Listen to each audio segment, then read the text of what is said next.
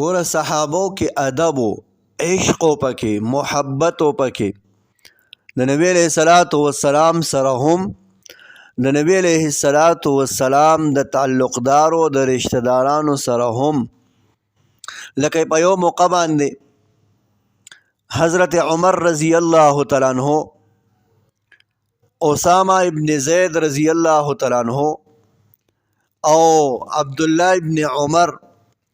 دیتا څه تنخواه او څه پیسې ورکړې په هغه تنخواه او پیسو کې عمر رضی الله تعالی عنہ خپل زوی عبدالله ابن عمر له لږې ورکړې او اسامه ته ډېرې ورکړې هغه اعتراض وکړ دا ولې حالانکه عبدالله ابن عمر فقیه دی عالم دی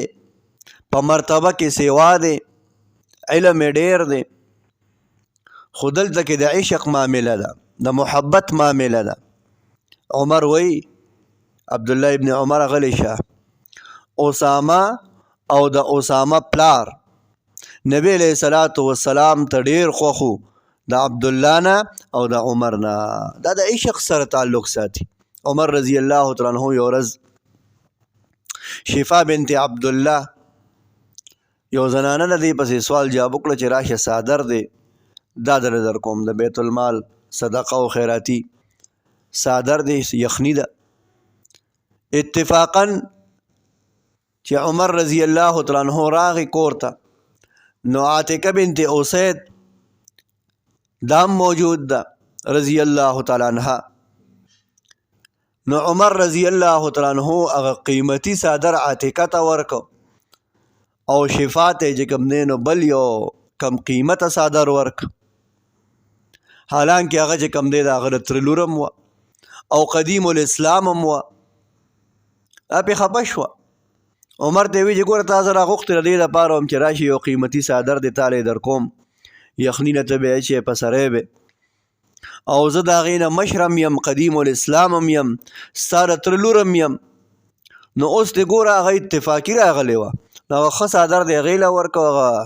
کم قیمته صادر دې ماله راک عمر رضی الله تعالی عنہ ورته جواب کوي چې آو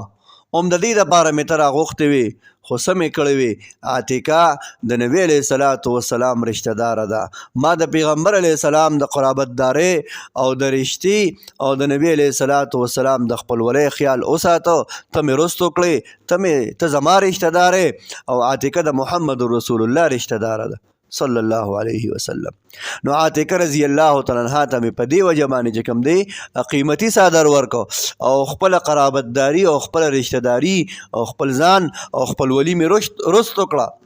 خپلولی ته مې ونه کتل بلکې د محمد رسول الله رشتهدارۍ ته مې وکتل د هغې لحاظ مې وکړه داسې عجیبه محبت او عشق د صحابه کرام رضوان الله تعالی علیهم اجمعینو په زرګونو په سوونو په لکونو واقعات بلکې یو قدم او یو لمحه